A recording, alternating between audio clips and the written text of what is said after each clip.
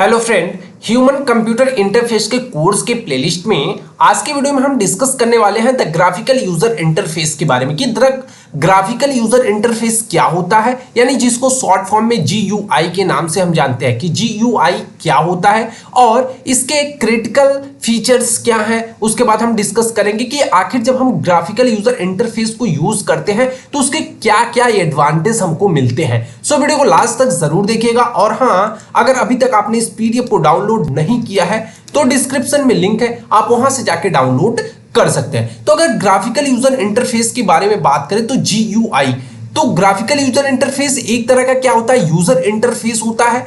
जैसे other UI होता है उसी तरह से ग्राफिकल यूजर इंटरफेस भी होता है, जो क्या करता है, यूटिलाइज करता है ग्राफिकल एलिमेंट्स को।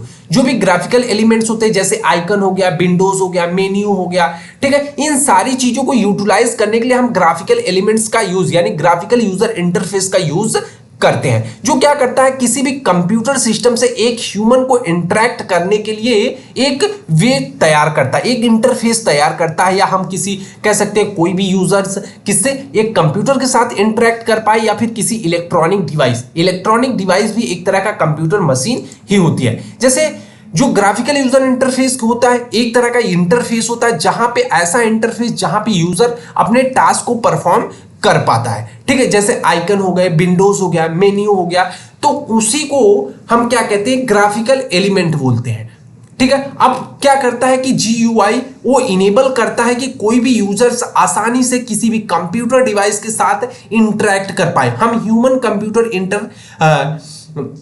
इंटरफेस के बारे में पढ़ रहे हैं, तो इसमें क्या होगा कि जो भी एक ह्यूमन होगा वो किस तरह से एक कंप्यूटर डिवाइस यानी एक इलेक्ट्रॉनिक डिवाइस या डिजिटल डिवाइस के साथ इंटरेक्ट करता है। तो ग्राफिकल यूजर इंटरफेस उसी का पार्ट है। इसको रिप्लेस किया गया था किससे, टेक्स्ट बेस्ड इंटरफेस से, जो कि टेक्स्ट बेस्ड इंटरफेस 1960 में आया था। पिछली वीडियो में हमने डिस्कस किया था स्क्रीन डिजाइनिंग हिस्ट्री के बारे में, तो वहां पे हमने देखा था कि 1960 में सबसे पहले टेक्स्ट बेस्ड इंटरफेस होता था। मतलब पहले कोई भी इंटरफेस नहीं था।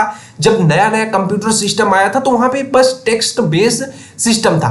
तो टेक्स्ट बेस्ड सिस्टम को रिप्लेस करके हमारा ग्राफिकल यूजर इंटरफेस आया था, जो कि एक्सेसिबल था, यूजर फ्रेंडली था, जिसमें मेकिंग कंप्यूटिंग मोर एक्सेसिबल, जहां पे हम ज्यादा से ज्यादा कंप्यूटर के फीचर्स को एक्सेस कर पाते थे और काफी यूजर फ्रेंडली था जो हमारा ग्राफिकल यूजर इंटरफेस आया था। अब अगर हम बात करें जो ग्राफिकल यूजर इंटरफेस था वो पॉपुलर हुआ था 1970 से और 1980 तक, ठीक है। उस समय ये पॉपुलर हुआ था और इसको नोटेबल किसके द्वारा किया गया था, जीरक्सा, ठीक है, जीरक्सा के द्वारा इसको नोटेबल किया गया था, जो कि PARC द्वारा। एंड एप्पल जो हमारा मैक ऑपरेटिंग सिस्टम होता है, मैकिंटोश, तो वहां पे इसके द्वारा इसको डिजाइन किया गया था। अब आगे अगर हम बात कर ले कि इसके क्रिटिकल फीचर्स क्या क्या होता है GUI के यानी ग्राफिकल यूजर इंटरफेस के क्या क्या क्रिटिकल फीचर्स। सबसे पहले आइकन्स क्या करते हैं, क्या काम होता है ग्राफिकल यूजर इंटरफेस में आइकन्स के।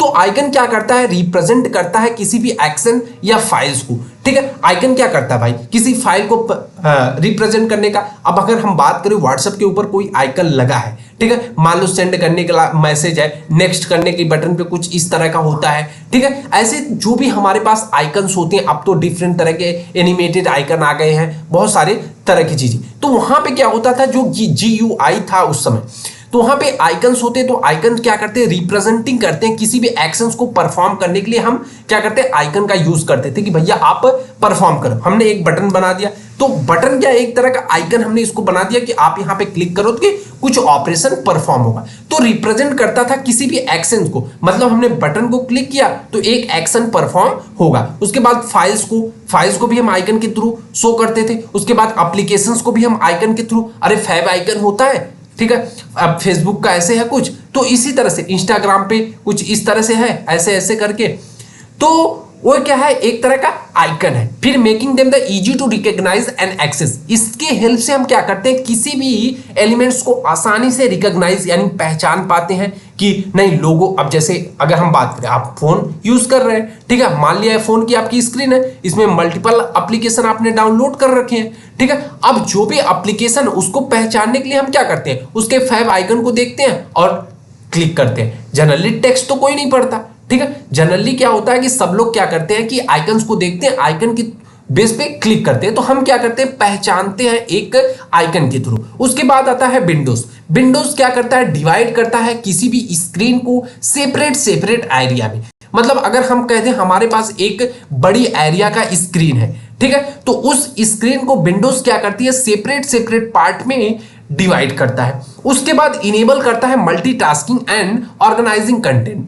अब वो मल्टीटास्किंग का मतलब क्या हो गया कि जो भी सेपरेट सेपरेट पार्ट है, ए वाला एरिया, ए वाला एरिया, ए वाला एरिया, इन सारे चार, यहां पे हमने मान लिया 4 तरह की एरिया, ठीक, चारों एरिया क्या करेंगे हम 4 तरह के डिफरेंट डिफरेंट ऑपरेशंस को परफॉर्म कर सकते हैं, या फिर एक ही ऑपरेशन परफॉर्म करेंगे और अपने जो भी हमारा कंटेंट होगा उसको हम क्या करेंगे मैनेज करेंगे। उसके बाद आता है मेन्यूज। मेन्यूज में क्या होता है, प्रोवाइड करता है ड्रॉप डाउन लिस्ट। जैसे हमने कह दिया कि भैया यहाँ पे फ्रूट्स, ठीक है, यहाँ पे फ्रूट्स के लिए हमने ड्रॉप डाउन बना दिए। अब यहाँ पे हमने ड्रॉप डाउन बनाया कि जब हम इस पे क्लिक करते हैं तो जितने भी फ्रूट्स हैं उसका ड्रॉप डाउन मेन्यू खुल जाता है। आप यहां से हम उसको सेलेक्ट कर सकते हैं, जो भी ये सारी चीजें ऑपरेशन हम परफॉर्म करते हैं मेन्यूज के थ्रू, ठीक है। कमांड करते हैं option for the user to choose form, ठीक है। अब कोई फॉर्म है, मान लो आप बीटेक कर रहे हो, ठीक है, कॉलेज का फॉर्म भर रहे हो, तो अगर बात आती है कॉलेज की प्रोग्राम में आप किस प्रोग्राम में इनरोलमेंट करना चाहते हैं, तो वहां पे आ गया बीटेक, बीसीए, एमबीए,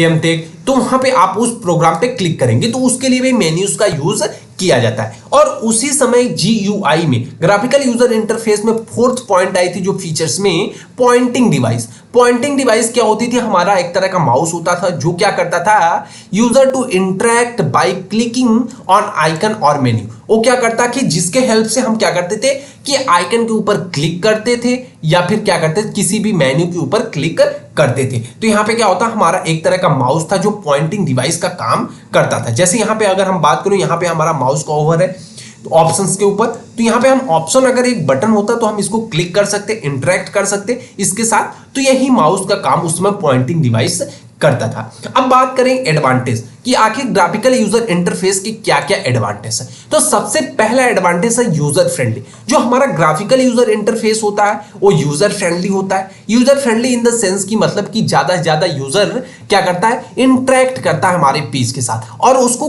कम रिक्वायरमेंट होती है टेक्निकल नॉलेज की किसी भी पेज के ऊपर, किसी भी एप्लीकेशन, किसी भी सॉफ्टवेयर या फिर किसी भी सर्विस के लिए कम से कम नेविगेट करने के लिए। कह रहा है कि requiring less technical knowledge for user to navigate, मतलब जो भी यूजर्स होता है उसको टेक्निकल नॉलेज की कम जरूरत होती है जिससे वो क्या करे कि अपने ऑपरेशंस को परफॉर्म कर पाए। तो मतलब कोई भी यूजर हो, अगर हम किसी भी सॉफ्टवेयर को डेवलप कर रहे हैं तो सॉफ्टवेयर को डेवलप करते समय बहुत सारी चीजों को ध्यान में रखा जाता है। जैसे कि आप अगर किस चीज के लिए सॉफ्टवेयर डेवलप कर रहे हैं, मान लो आप ऐसा सॉफ्टवेयर डेवलप कर रहे हैं जो होम टाउन और सिटीज दोनों जगहों पे यूज होने, तो होम टाउन में जाहिर सी बात है कि कुछ लोग ऐसे भी होंगे जो कम पढ़े लिखे होंगे, तो हमें एक ऐसा सिस्टम डिजाइन करना होगा कि जो कि सारे यूजर आसानी से एक्सेस कर पाए, जिसके पास टेक्निकल नॉलेज है वो भी, और जिसके पास टेक्निकल नॉलेज नहीं है, कम टेक्निकल नॉलेज है, वो भी एप्लीकेशन को आसानी से यूज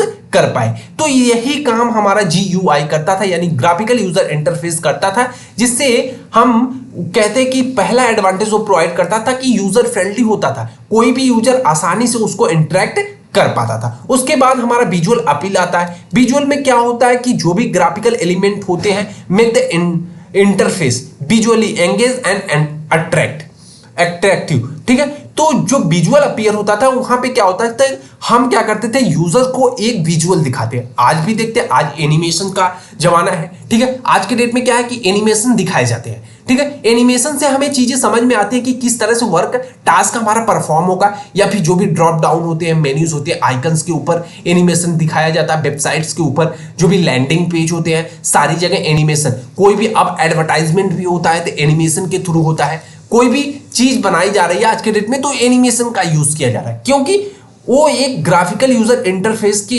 रिक्वायरमेंट को फुलफिल कर रहा है, जिससे यूजर ज्यादातर एंगेज होगा और अट्रैक्टिव होगा, ज्यादातर अट्रैक्ट होके आएगा। अब बात आती है मल्टीटास्किंग की। जो GUI है वो इनेबल करता है कि यूजर जो हुआ हमारा, ठीक है, जो भी यूजर है वर्क कर पाए मल्टीपल एप्लीकेशन और डॉक्यूमेंट पे एक साथ, या फिर कह सकते हैं कम उसी स्पेसिफिक है। मल्टीटास्किंग का मतलब जब GUI आया, अब भैया लग गया कि नहीं कि जो भी हमारा डायल पैड होगा, डायल पैड के लिए हमने ऐसे आइकन बनाना है, ठीक है।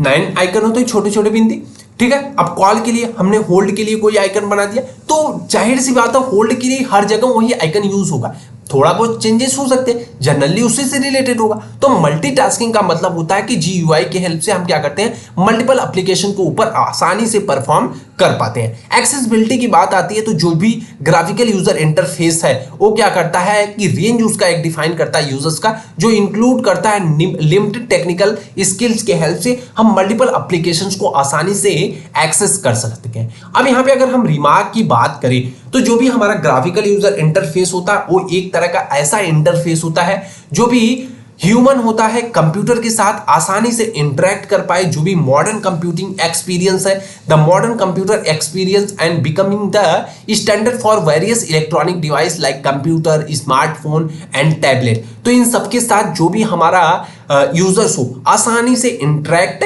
कर पाए। तो ग्राफिकल यूजर इंटरफेस यही होता है रिवॉल्यूशनाइजेशन, मतलब एक तरह से कह सकते हैं एक तरह का ऐसा इंटरफेस को डिजाइन करता है जहां पे एक यूजर इजीली किसी भी इलेक्ट्रॉनिक डिवाइस के साथ कम्युनिकेट कर पाता है। तो इसी को हम ग्राफिकल यूजर इंटरफेस के नाम से जानते हैं। सो फ्रेंड, आज के वीडियो में बस इतना ही।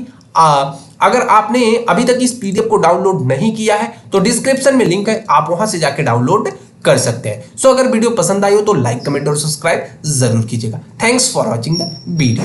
Thank you, bye bye guys.